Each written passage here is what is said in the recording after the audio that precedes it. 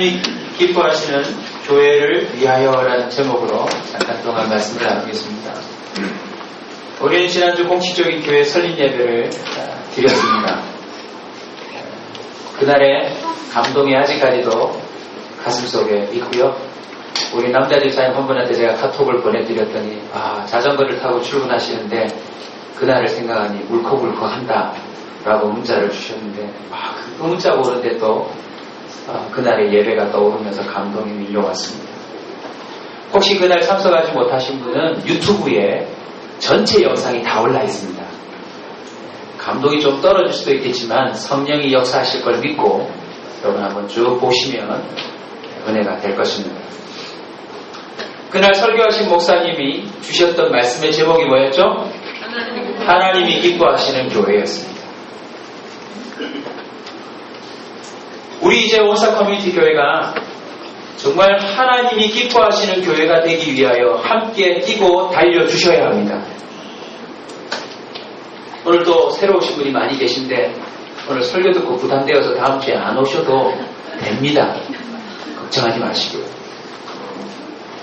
내가 이 교회의 일원이 되었다라고 본인 스스로 주님 앞에 인정하신 모든 분들은 오늘 설교를 꼭 가슴에 새겨두셔야 합니다. 우리는 반드시 하나님이 기뻐하시는 교회가 되어야 합니다. 반드시 하나님이 기뻐하시는 교회가 되어야 합니다. 이를 위해 다시 한 번 더 교회 공동체가 탄생하게 된 아주 기본적인 과정과 이유를 살펴볼 필요가 있습니다. 오늘 읽으신 성경 20절, 22절 제가 한 번 더 읽어드리겠습니다. 그의 십자가의 피로 화평을 이루사 만물 곧 땅에 있는 것들이나 하늘에 있는 것들이 그로 말미암아 자기와 화목하게 되기를 기뻐하신다. 전에 악한 행실로 멀리 떠나 마음으로 원수가 되었던 너희를 이제는 그의 육체의 죽음으로 말미암아 화목하게 하사 너희를 거룩하고 흠없고 책망할 것이 없는 자로 그 앞에 세우고자 하셨으니. 예수 그리스도께서 왜 십자가에 죽으셨습니까? 왜 성령을 선물로 주셨습니까? 왜 교회 공동체를 이루셨습니까? 하나님과 화목하고 거룩하고 흠없고 책망할 것이 없는 자로 세우기 위해서라고 분명히 기록하고 있습니다. 두 글자로 줄이면 뭘까요? 온사죠. 온전한 사랑. 물론 이것은 장차 우리가 죄인인데 하나님 앞에 설 때 예수님 때문에 거룩하고 흠없고 완전한 자로 여겨줄 거라는 그 의인됨의 의미입니다. 막상 지상에 살고 있는 우리 모습 보면 거룩 대신 뭐예요? 더럽고 그 다음요 흠없고가 아니라 흠투성이고 책망할 것이 없는 게 아니라 책망할 게 너무 많지 않나요? 저부터 시작해서. 그런데 놀랍게도 교회가 세워진 게 그 장차 심판대 앞에서 예수님 때문에 거룩하고 흠없고 책망할 것이 없는 자로 세워질 뿐만 아니라 이 땅에서도 온전한 사람이 되도록 하기 위함이라는 것입니다. 하나님이 기뻐하시는 교회는요 점점 하나님과 더 화목해져야 합니다. 교회만 나온 게 아니라 여러분이 하나님과 관계가 좋아지셔야 합니다. 하나님이 마치 내 친구가 된 것처럼 아까 노래 불렀잖아요. 예수는 나의 힘이요 내 친구 되시니. 외람되지만 여러분 친구들 중에 쓸만한 인간 있나요? 어떠세요? 있으세요? 하나님과 화목하면 하나님이 친구 되시는 것을 경험한대요. 그리고 그로 말미암아 그 관계 속에서 내가 점점 더 뭐해지고요? 거룩해지고 뭐가 없어지고요? 흠이 없어지고 점점 책망할 것이 없는 자로 선다는 거예요. 여러분이 주님을 믿는 분이십니까? 그렇다면 점점 뭐해져야 돼요? 거룩해져야 돼요. 하나님을 닮은 성품이죠. 뭐가 사라지기 시작해야 돼요? 흠이 사라지기 시작해요. 그리고 책망할 것이 점점 줄어들어야 돼요. 본문은 이것을 이루는 방법을 오늘 알려줍니다. 사실 부담스러워요. 어떻게 책망할 것이 없어져요? 어떻게 흠이 없어져요? 신비로움이 담겨져 있어요. 23절이 비밀입니다. 우리 다 함께 큰 목소리로 읽으면서 한번 깨달음이 임했으면 좋겠습니다. 함께 읽습니다. 시작. 만일 너희가 믿음에 거하고 설교의 길에 서서 너희 주가 복음의 소망에서 흔들리지 아니하면 그리하리라. 이 복음 계속 읽으세요.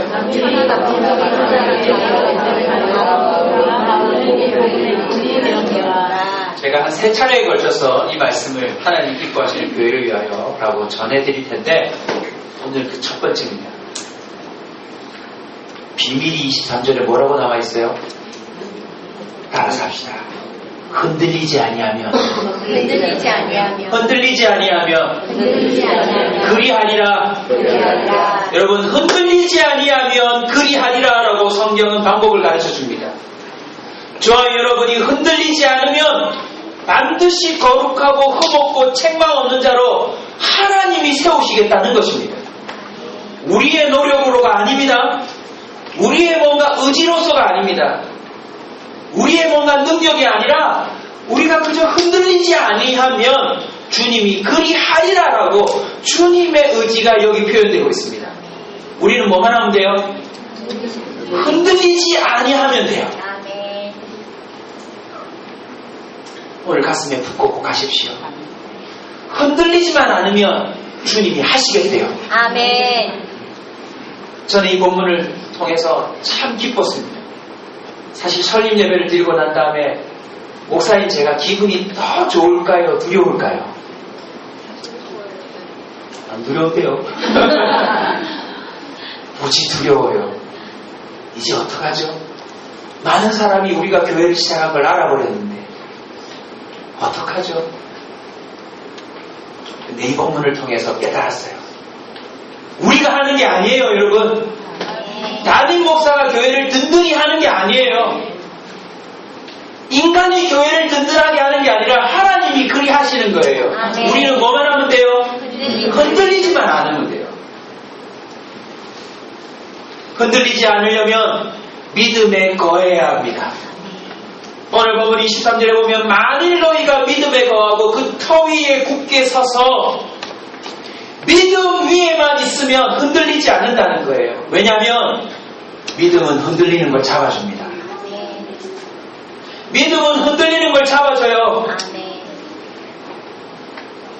그런데 무엇을 믿는 믿음입니까? 무엇을 믿는 믿음이 흔들리지 않도록 도와줄까요? 설립 예배 때 설교해 주신 목사님이 가르쳐 주셨어요. 히브리서 11장 6절. 우리 모든 성도들이 다 암송했으면 좋겠습니다. 한번 찾아가 봅시다. 히브리서 11장 6절입니다.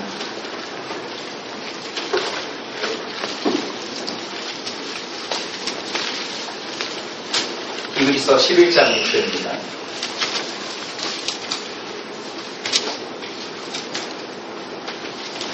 함께 읽읍시다. 믿음 없이는 하나님을 기쁘시게 하지 못하나니 하나님께 나아가는 자는 반드시 그가 계신 것과 그가 또한 자기를 찾는 자들에게 상 주시는 이심을 믿어야 합니다. 여러분, 믿음 없이는 하나님을 기쁘시게 할 수가 없습니다. 고로 하나님을 기쁘시게 하는 교회가 되려면 그 교회의 모든 구성원들이 뭐가 있어야 돼요? 믿음이 있어야 돼요. 그리고 그 믿음이 결국 그 모두를 흔들리지 않게 한다는 거예요. 근데 그 믿음은 두 가지입니다. 첫 번째 뭘 믿어요? 그가 계신 것을 믿는 거예요. 하나님이 기뻐하시는 믿음은 딱 두 가지 특징입니다. 누가 계시다? 예, 성경 있는 대로 합시다. 그가 계시다. 그가 계시다.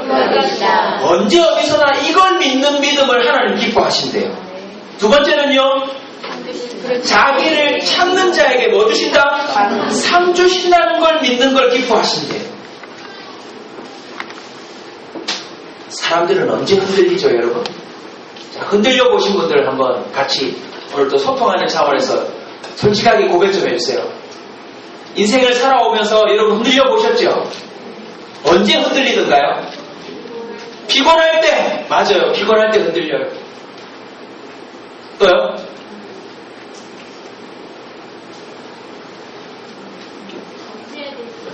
어찌 해야 될지 모를 때. 전혀 아는 게 없을 때. 여러분 동의하시면 아멘 좀 해주세요. 네. 나는 전혀 안 흔들리는 것으로 안 되겠어요. 또요? 네? 고난이 올 때. 아멘. 가슴이 아프죠? 또요? 돈이 없을 때. 아멘. 아멘. 또요?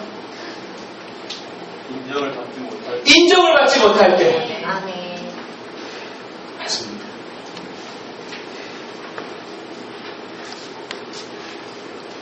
계속 얘기해 주세요. 아, 오늘 은혜되네요.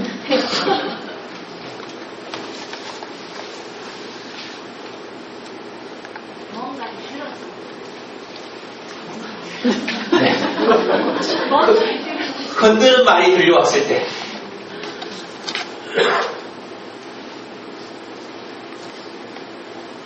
기대했던 것이 무너질 때. 아멘. 혼자라고 생각할 때, 해결하지 못할 것 같다라고 느껴질 때, 이젠 끝이다라는 마음이 밀려올 때, 돌이킬 수 없다라는 그런 막막함이 밀려올 때, 더 이상은 못하겠다라고 하는 포기가 될 때, 아무도 알아주지 않는다라고 여겨질 때, 가장 믿었던 자로부터 배신당했다 할 때, 버림받았다고 생각할 때, 도대체 이길 수 없는 공격을 받았다라고 생각할 때, 회복 불가능한 큰 실수를 했다라고 여겨질 때, 기타등등 아닙니까 여러분? 만약 오늘 여러분이 집에 가셨는데 여러분의 배우자가 난 당신을 사랑하지 않아, 난 당신과 잘못 결혼한 것 같아. 그러면 그 사람 삶이 어떻게 될까요? 고맙다고 이제 얘기해줘서 이럴까요? 오늘 집에 갔는데 부모님이 얘야 잠시만 와봐라. 사실은 너 입양했단다.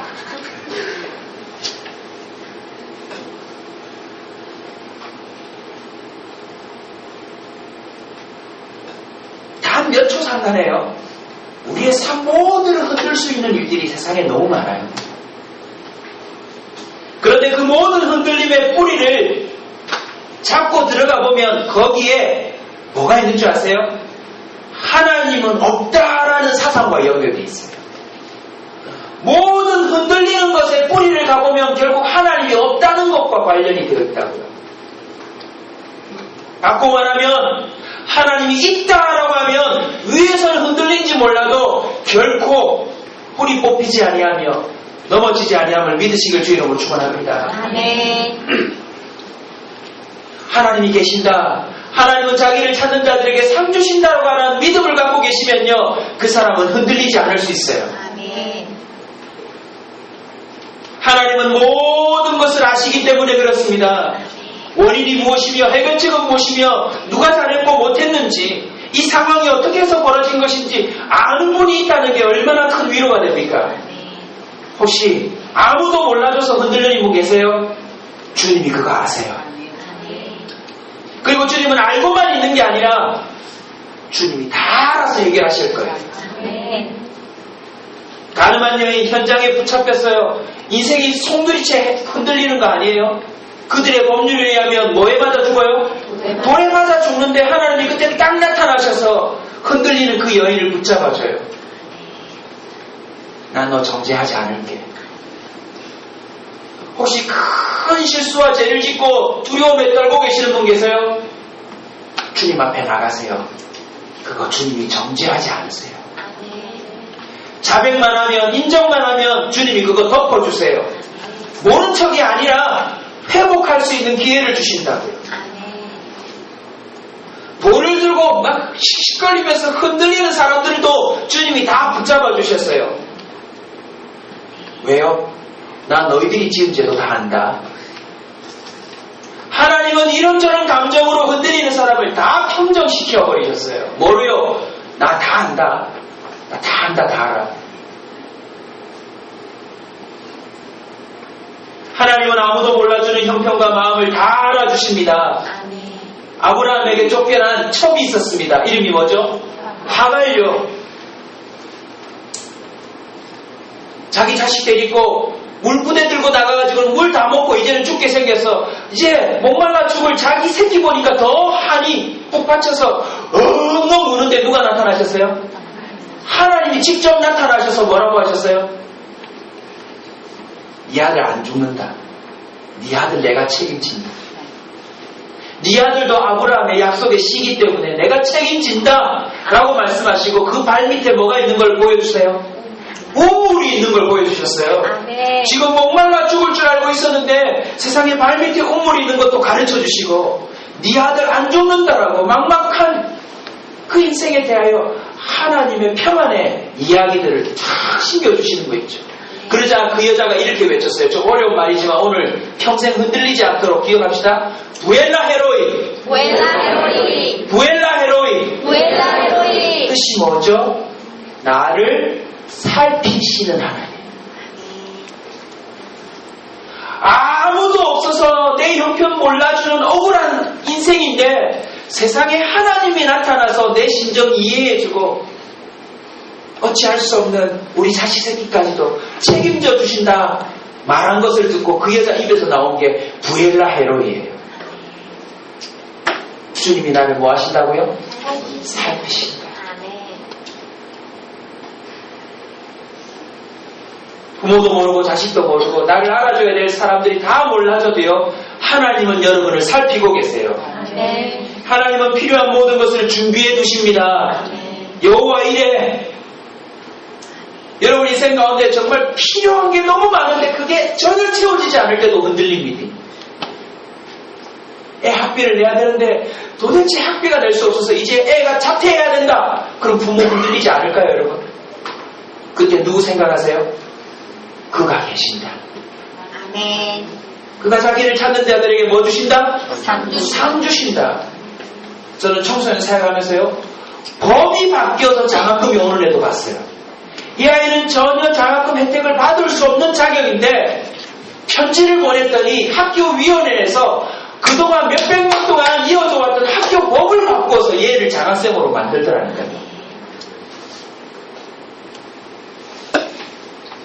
하나님은 모든 필요한 것을 이미 준비해 두시는 분인 줄 믿으시기 바랍니다. 아멘. 혹시 이 자리에 궁핍함 때문에 흔들리는 분 계세요? 주님이 다 준비해 두셨어요. 아멘. 결혼 때문에 신난한 분 계세요? 내가 여자라면 남자 태어나 있어요. 아멘. 내가 남자라면 여자 태어나 있어요. 아멘. 더 놀라운 것은 하나님은 전화위복의 하나님이세요. 아멘. 요셉 보세요. 얼마나 흔들릴 사람이에요. 형님들이 자기를 이신매매했어요. 정말 충성을 다해서 노력 봉사했는데 그 집 여자가 누명을 씌웠어요. 정말 도와줬는데 은인을 잊어버린 사람들이 쭉쭉 나타났어요. 송두리째 인생이 흔들릴 뻔했어요. 그런데 하나님은 그 흔들릴 모든 상황이 도리어 이 사람에게 더 좋은 곳으로 이루어지도록 이끌어 주셨어요. 여러분 혹시 말 못할 공격과 핍박과 어려움을 당한 분 계세요? 하나님이 여러분 도리어 그걸 선으로 바꾸실 거예요. 아멘. 그 하나님을 믿는다면 흔들리지 않습니다. 화를 당한 것 같아도 그것은 도리어 선이 될 것입니다. 아멘. 돌이킬 수 없는 실수를 범했다 할지라도 하나님 앞에 나오면 흔들려 무너진 삶마저도 다시 일으켜 주십니다. 아멘. 에스골 골짜기의 마른 뼈라고 하는 이야기를 들어보신 적이 있으실 것입니다. 이스라엘 민족을 얘기합니다. 이미 다 믿음이 흔들리고 인생도 흔들려서 다 포로가 되고 무너진 인생들이었는데 하나님 어떻게 하셨어요? 그들의 뼈가 다 맞춰지고 피부가 붙고 신경이 생겨서 그들이 살아나는 걸 하나님이 이미지로 보여주셨어요. 여러분 흔들려서 무너진 자도 의식이 남아있어 하나님을 붙든다면 하나님은 그 사람을 다시 이렇게 세운다는 뜻이에요. 하나님은 자기를 찾는 자에게 반드시 상 주십니다. 아멘. 바로 어떤 상황 속에서도 하나님을 찾는 믿음을 가지십시오. 아멘. 하나님 찾으십시오. 아멘. 시편 16편 8절 한번 읽을까요, 여러분?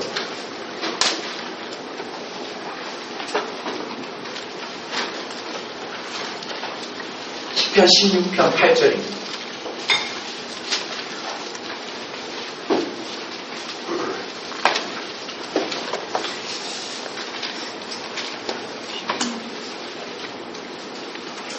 다시 했습니다. 시작.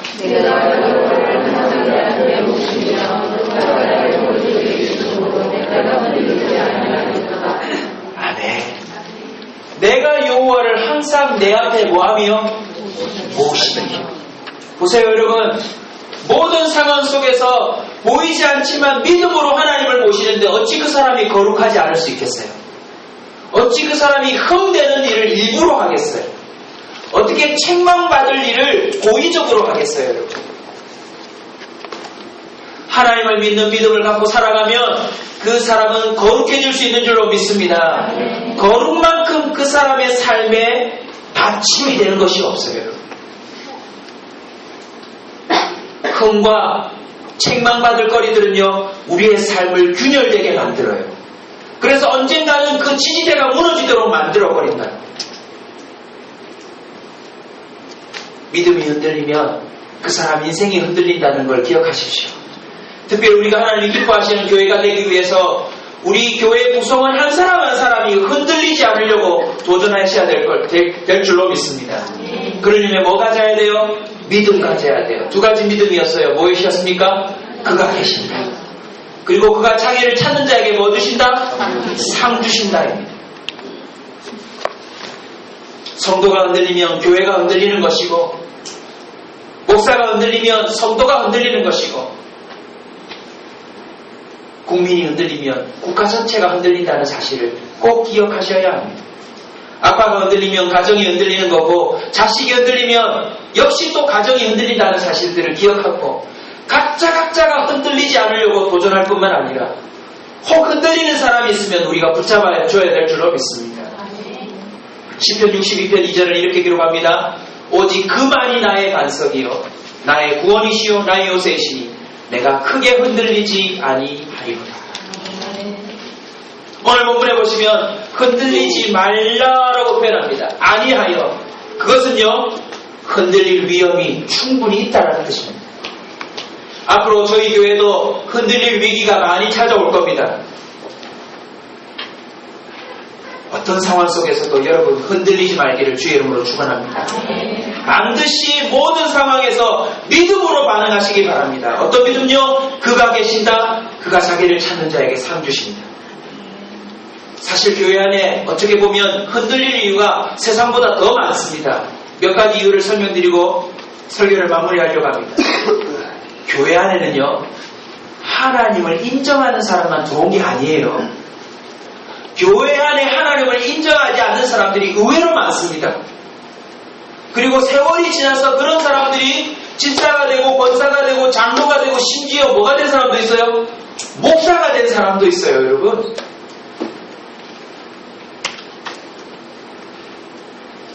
근데 극히 자연스러운 일이에요. 왜냐하면 교회는 누가 몰려오는 곳이에요? 죄인들이 몰려오는 곳이기 때문에요. 항상 흔들릴 일들이 많아요. 앞으로 흔들릴 때마다 괜히 혼자 갑자기 경험한 것처럼 놀라지 마세요. 극히 자연스러운 거예요. 어떻게 저런 사람이 목사인가? 앞으로 저 때문에 흔들릴 사람이 제법 있을걸요 아마. 그때 믿음으로 반응하세요. 하나님이 우리 목사를 붙잡아 주시겠지.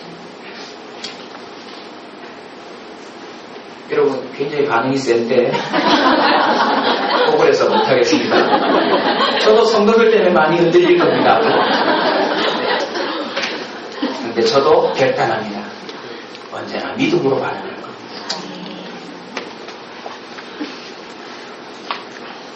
예수님의 제자들의 구성원을 볼까요?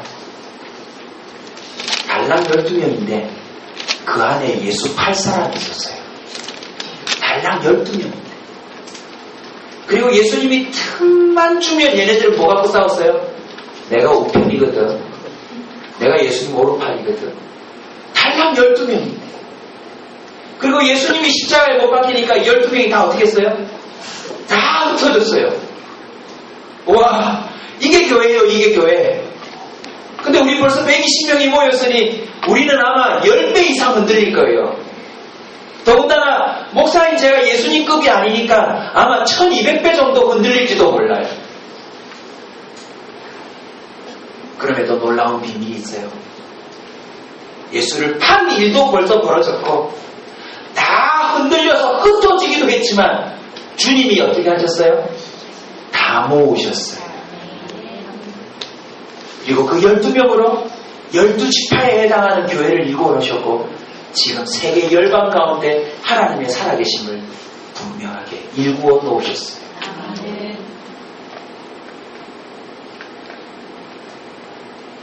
아무리 흔들려도 절대 흔들리지 않는 뭔가만 있으면 그거 잡으면 될 거 아닙니까? 그게 누구입니까? 예수님입니다. 그게 바로 하나님입니다. 여러분 꼭 기억하십시오. 믿겨지는지 안 믿겨지는지 하나님은 계십니다. 믿어보십시오. 그러면 흔들리다가도 그 흔들리는 게 멈춰질 것입니다. 교회가 이런저런 문제로 흔들리는 것은 매우 당연하다는 사실을 알아두시고 앞으로 절대 요동하지 마십시오. 온사 교회도 별것 없네 이런 말 하면 진짜 무지한 사람이에요. 알고 들어오셔야 돼요.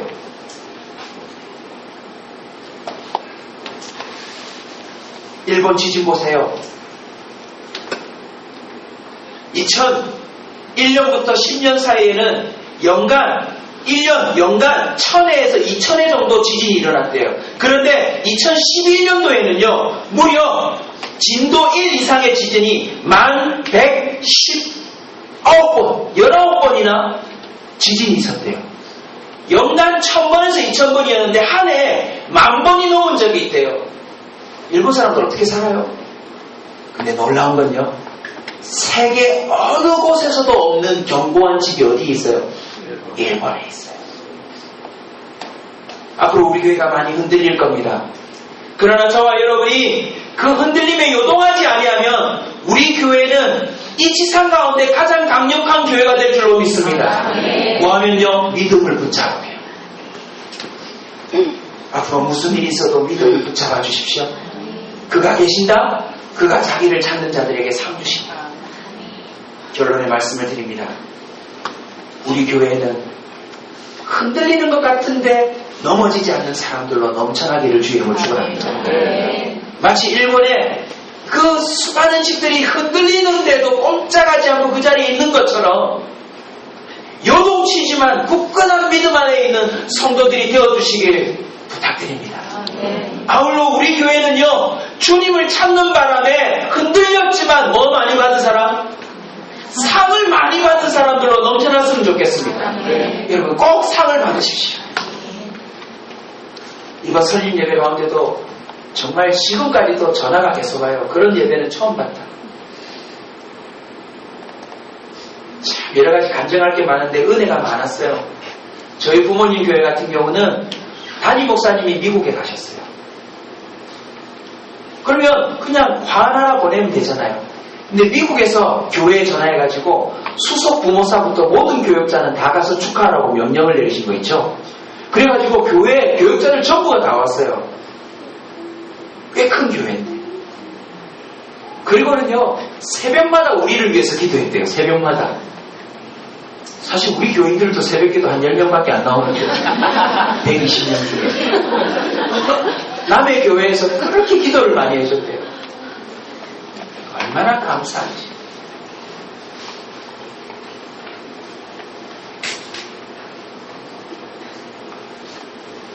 그분들이 오셔서 가시면서요, 자기 평생에 이런 설립 예배는 처음 봤대요.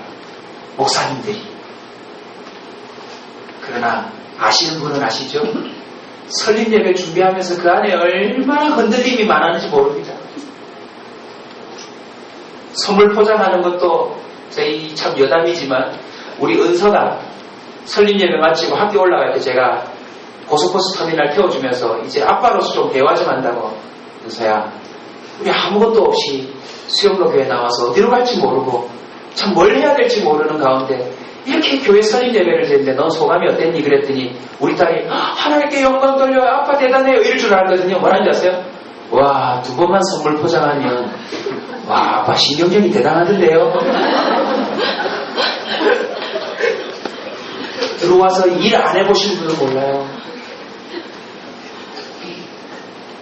제가 나서서 다 정리해주지 않으면 다 설립 예배 준비하다가 상처받고 다 갈라질 판이었어요. 그래서 제가 나서서 다 정리해주세요. 이건 이렇게 하세요. 이건 이렇게 하세요. 제가 미리 기도하면서 이걸 어떻게 해결하죠? 기도하면서 다 정해줬어요.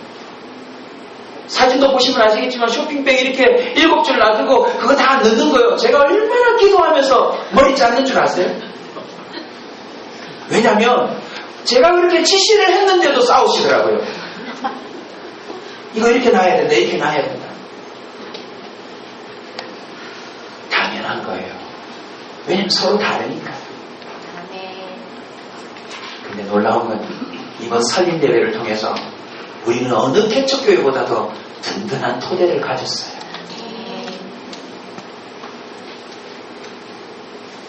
설립 예배 가운데 많은 분들이 축하해 주셨는데 제가 진짜 좋아하는 형님 한 분이 계세요. 저보다 한 10살이 많은 목사님인데 그날 오셨어요. 그리고는 저한테 편지를 하나 적어주셨어요. 그것도 자신의 직접 손으로. 저녁에 정말 피곤해가지고 잠이 쏟아지는데 그 편지를 꼭 봐야 되겠다 싶어가지고 탁 펼쳤는데요.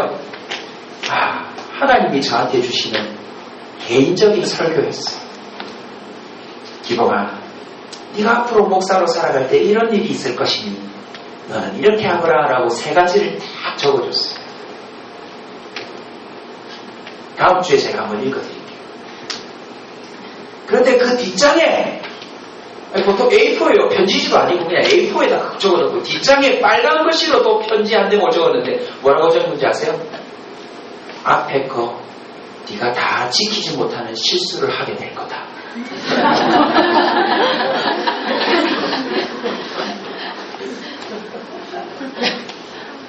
혹 그런 일이 벌어져도 주님을 다시 붙잡거라. 그러면 너의 교회는 하나님이 세울 거다라는 글귀가 있었습니다. 사랑하는 성도 여러분, 오늘부터 어떤 상황, 어떤 형편 속에서도 흔들리지 않기를 주여 축원합니다. 그가 계신다.